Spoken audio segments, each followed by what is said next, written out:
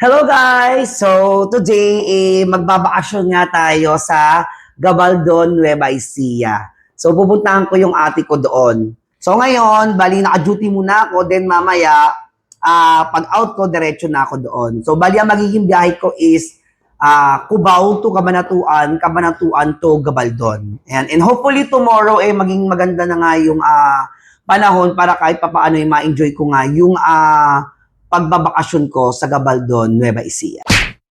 Guys, no, paalis na nga ako dito sa trabaho ko at pupunta na nga ako sa 5-star para sumakay ng bus papuntang Cabanatuan. So, ingat sa akin.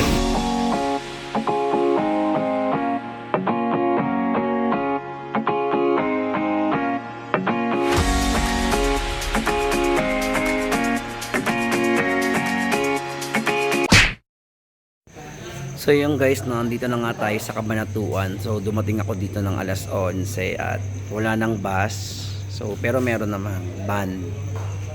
250 isa ang pamasahe. Pero kasi sabi nila pag bus is 150. So okay lang naman, nag-add ako ng 100. Kaso nga lang, ang problema ay kailangan itong punuin. So 6 pa lang kami. So mag-aantay pa kami ng 4 para makaalis. Hello guys, so finally nakarating na nga ako dito sa Gabaldon, dito nga sa Nueva Ecija sa bahay ng ate ko. At eto yung ate ko, oh. Hello Ate Lourdes, so nagagawa siya ng kakanin na paninda niya. And guys, 1:40 ako dumating dito. Oo, grabe ang biyahe ko, no. Siguro normal siguro ang biyahe dito, siguro mga 4 hours lang. Pero dahil nga walang biyahe at gabi, inabot ako ng almost 6 hours. Guys, matutulog na muna ako at sobrang pagod na pagod ako. So matutulog na ako. So ayan, ang lamig dito. So kailangan natin magpahinga at matulog na muna. Oh, good night.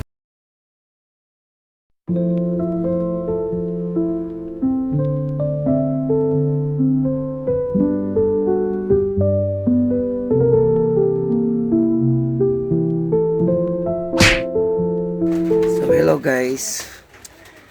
Mag-alas 9 na ng umaga dito. Late na ako nagising. Sarap magtulog dito kasi sobrang lamig. So, medyo umuulan pa dito. Umulan. Actually, ang lakas na ulan kanina. Mga alas 6, ang lakas, sobrang ulan.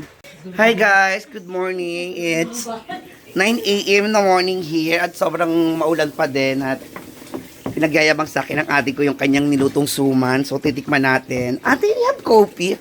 Arte. Ang arte. Coffee. So, ito yung suman ng ate ko. Itong suman ng ate, ang dami niyang ginawa kagabi.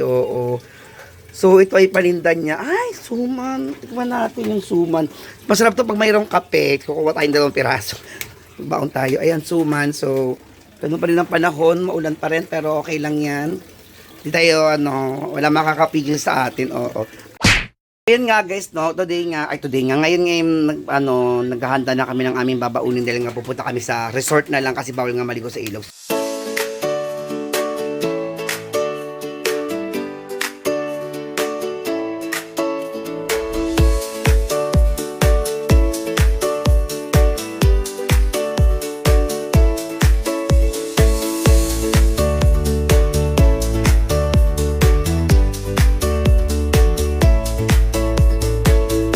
So guys, nandito na nga kami sa Stone 8. At tignan nyo guys, habang naliligo kayo, ito yung view nyo.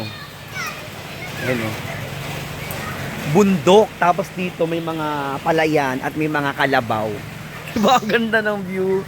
Sayang talaga guys, kasi talagang hindi ako nakapagligo sa mga ilog kasi bawal. Pero tignan nyo. Diba? Yung mga kalabaw, ang ganda niya. Nga guys, nakakain na muna kami dahil nagutom kami. So meron kaming fried chicken, lumpia, and adobong pork and chicken. So, hello. Ayan. Hello, ayan. Hello. So, kakain na muna kami guys.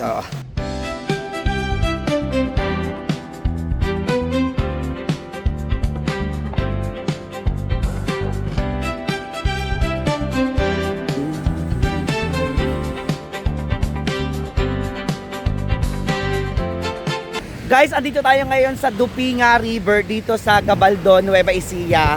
Guys, ang ganda kahit tingnan nyo. Diba? Kahit may bagyo, ang ganda pa din. So ano pa kung walang bagyo, di ang ganda. Tingnan nyo, diba? Sobrang ganda, diba?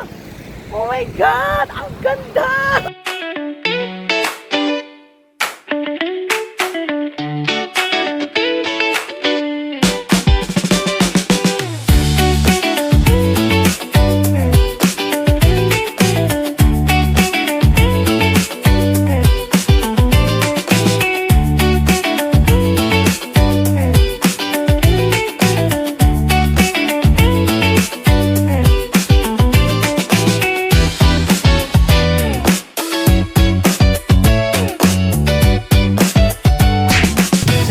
guys, pabalik na nga kami sa bayan. Galing nga kami sa 8 Stone Resort.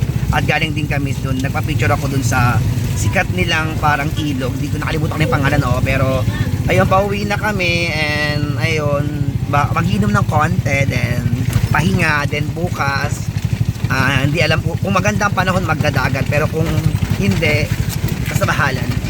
Nakakaloka dito. Aray, scooter to.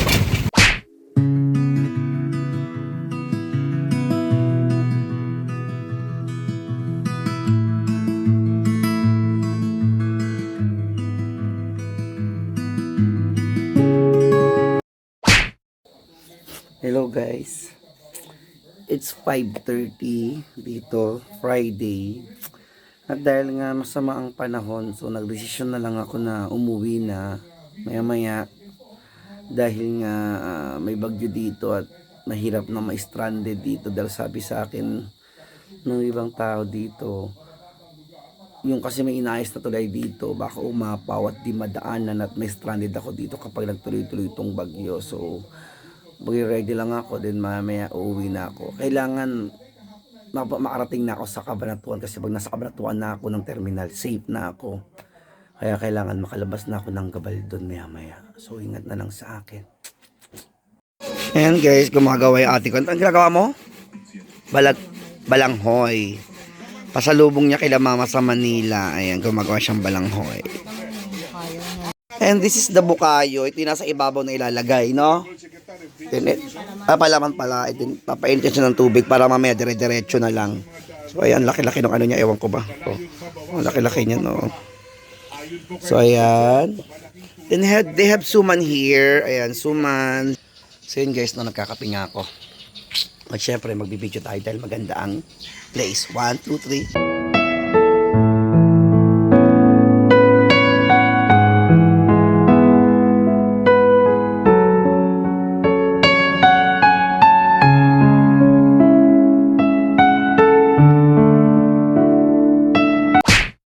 Yun nga guys, no, medyo gumanda yung panahon dito. So pagkakataon ko nang umuwi nang wala pang gaanong ulan dahil yun nga raw may bagyo pang araw dito. So uuwi na ako hanggat kaya pa. Mamaya may stranded ako dito, nakakaloka, oo. So ayan, uuwi na ako, ingat sa akin, and babalik ako dito sa summer. Hindi pwedeng hindi ako makakaligo dun sa Calabasa River at dun sa dagat dito. So mag-ingat.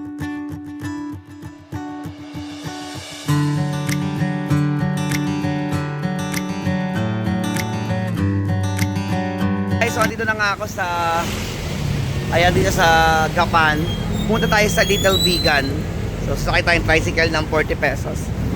So yun nga guys, no, dito na tayo ngayon sa sinasabi nilang Little Vegan ng Nueva Ecija. So ayan, welcome to Little Vegan of Nueva Ecija. Let's go.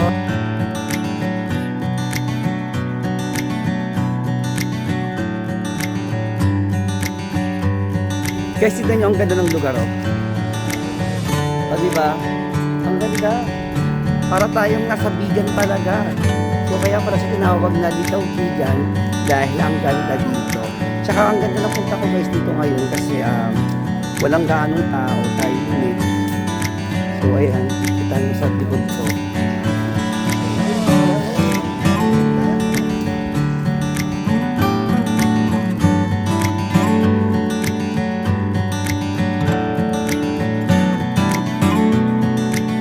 So today guys, no, dadaan nga tayo muna ng simbahan at magsisimba nga muna tayo bago tayo bumalik na ng Manila. So ito yung simbahan guys.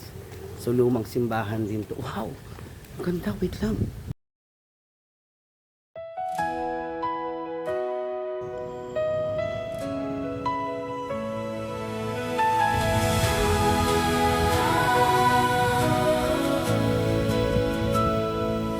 Woke up to the morning As light. usual, tuwing nagpupunta ako ng ibang lugar o malayong lugar at nagpupunta ako sa mga lumang simbahan. So, bibili nga ako ng souvenir at bibili ako ng Malita Santo galing dito sa Nueva Ecija. Hello guys! So, andito nga tayo sa Lumang Gapan o sa Little Vegan ng Nueva Ecija. At bago nga ako umuwi, gusto ko nga munang kumain. At dito ko nga naisip kumain sa Truffles. Ayan, Truffles. Wait guys.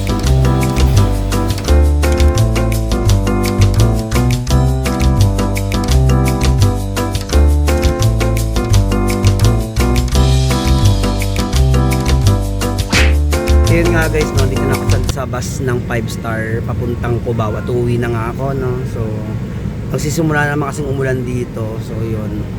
Busog na busog ako sa kinain ko at yun, pauwi na nga tayo ng Manila at mag-ingat sa akin. And thank you so much, Lord, dahil safe ang aking pagpunta ng Gabaldon, Nueva Ecija. So, yun lang naman guys.